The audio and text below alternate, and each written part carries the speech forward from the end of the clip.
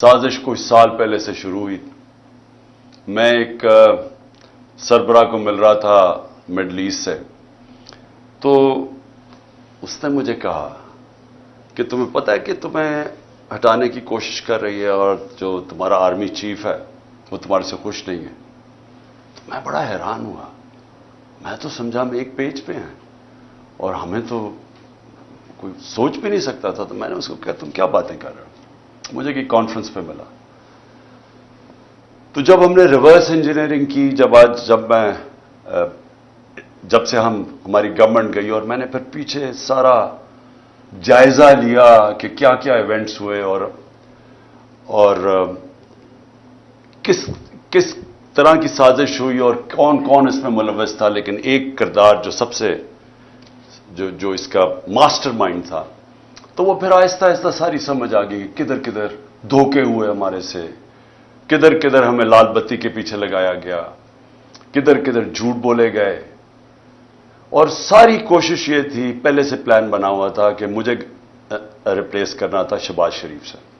शहबाज शरीफ से अंडरस्टैंडिंग हो चुकी थी जनरल बाजवा की, और उनके केसेस खत्म करवाए। उसको सजा मिलने वाली थी।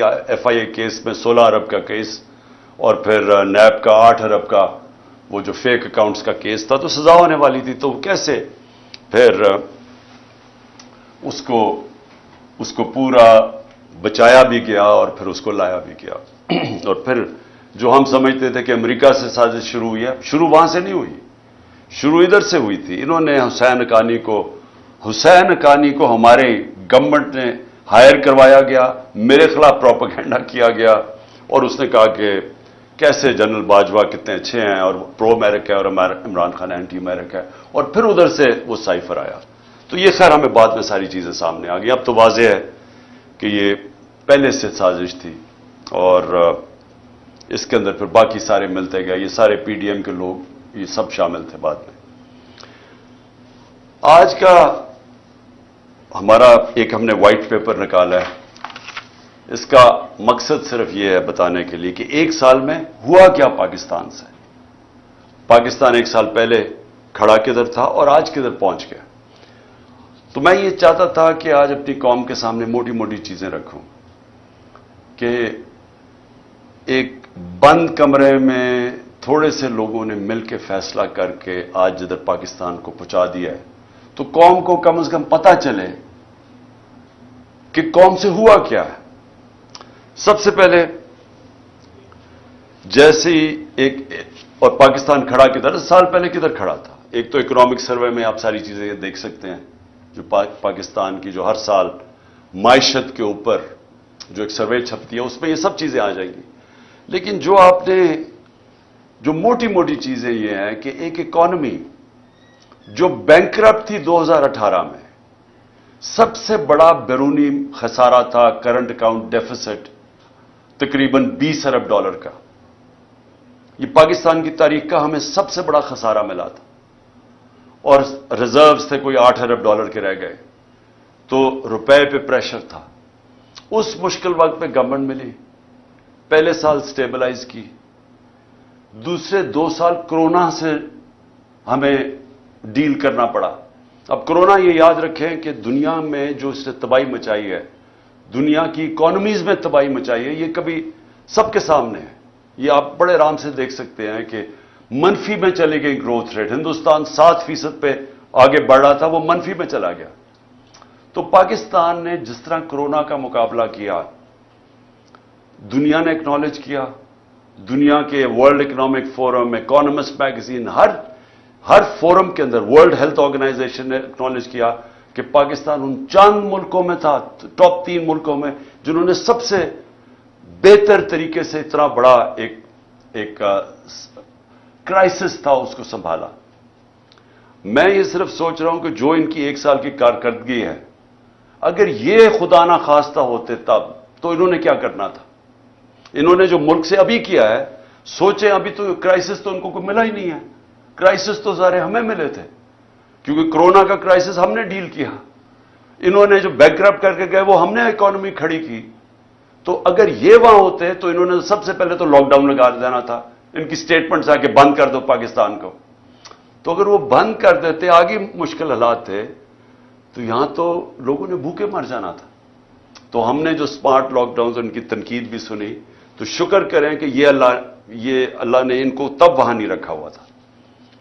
اس کے بعد آخری 2 سال 5.7% پہ ہماری اکانومی اوپر گئی اور 6% پہ اوپر گئی.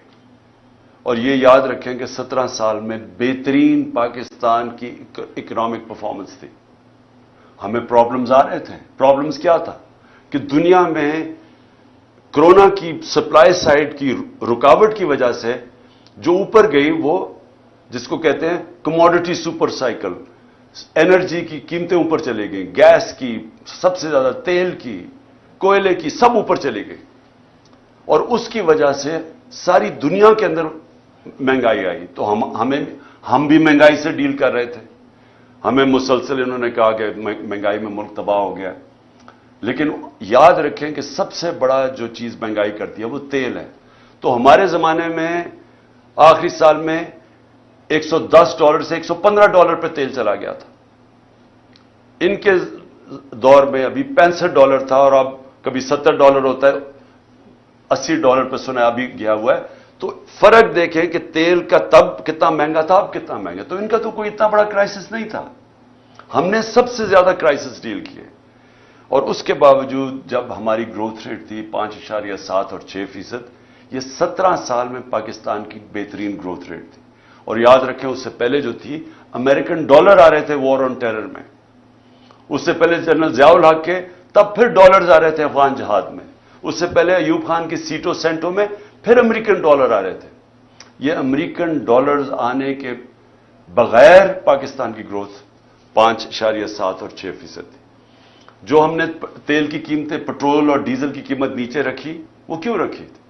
کیونکہ ہم سمجھ رہے تھے کہ ببل ہے، یہ تھوڑی دیر کے نیچے آ جائے گا، لیکن ہماری اکانومی اتنا اونچ نیچ نہیں دے سکتی، اس لیے ہم نے سبسڈائز کی.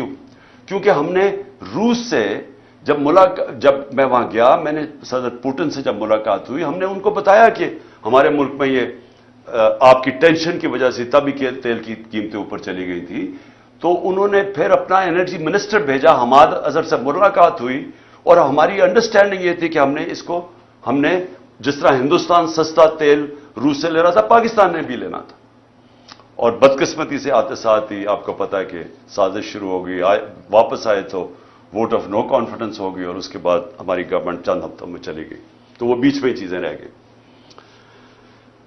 ہمارا ٹیررزم، جو اتنا آج کل ٹیررزم کی بات کر رہے ہیں، یاد رکھیں ہم ٹیررزم سے ٹورزم پہ گئے تھے. ہمارے 3.5 سال میں دہشت گردی دیکھ لیں اور آج دیکھ لیں. اور جب جو امریکہ نکلا افغانستان سے، تو وہ بہترین ٹائم تھا اس وقت کہ افغان گورنمنٹ کے ساتھ کوآپریٹ کر کے ہم اس ملک کے اندر جو دہشت گردی جو تھوڑی بہت بھی تھی، اس کے اوپر بھی قابو پا سکتے تھے. لیکن کچھ نہیں کیا گیا. انہوں نے ان کے پاس ٹائم تھا سوچنے کا، نہ کچھ تھا، کیونکہ آئے تھے صرف ایک مقصد کے لیے، اپنے کرپشن کیسز ختم کرنے کے لیے.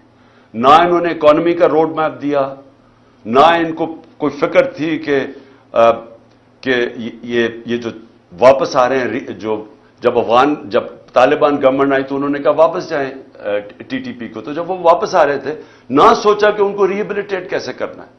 ان کو تو اس کی فکر ہی نہیں تھی. یہ تو پڑ گئے اپنے کرپشن کیسز پہ آتے ساتھ ہی. پہلی کیبنٹ کی میٹنگ کے اندر انہوں نے آتے ساتھ ہی اپنے جناب ECL پہ جو رکھے ہوئے تھے وہ ختم کیا. 60% کیبنٹ جو نہیں آئی وہ ضمانت پہ تھی، کرپشن کے کیسز تھے. تو انہوں نے تو صرف آتے ساتھ ہی اپنی کرپشن کیسز ختم کیے، اور پھر اسمبلی میں جا کے نیب کا قانون پاس کر کے 1100 ارب روپے کے کرپشن کے کیسز اپنے ختم کیے. ہمارے 3 سالوں میں نیب نے 480 ارب روپے کرپشن کا ریکور کیا تھا. ہماری ایوریج آ رہی تھی 160 ارب روپیہ سال کا. سب سے زیادہ ہمارے دور میں ہم نے نیب نے پیسے ریکور کیے تھے جو کرپشن کے تھے.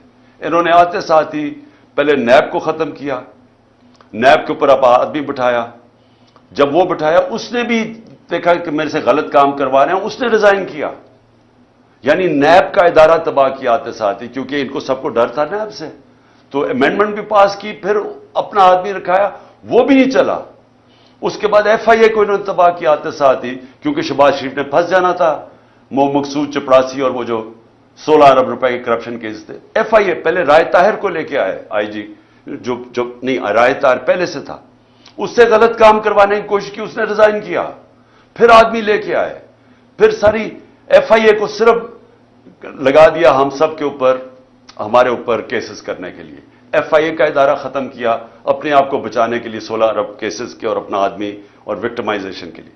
نیب ایف آئی اے گئی، پارلیمنٹ ختم ہو گئی، کیونکہ جب راجہ ریاض بن گیا اپوزیشن لیڈر تو اس کا مطلب اپوزیشن تو ختم ہو گئی، تو پارلیمنٹ تو چلتی نہیں اپوزیشن کے بغیر، تو وہ ختم ہوئی۔ پھر الیکشن کمیشن، اس کو انہوں نے استعمال کیا صرف اور صرف کہ کسی طرح وہ ان کو الیکشن جتا دے، توشہ خانہ کیس کر دے عمران خان کے اوپر۔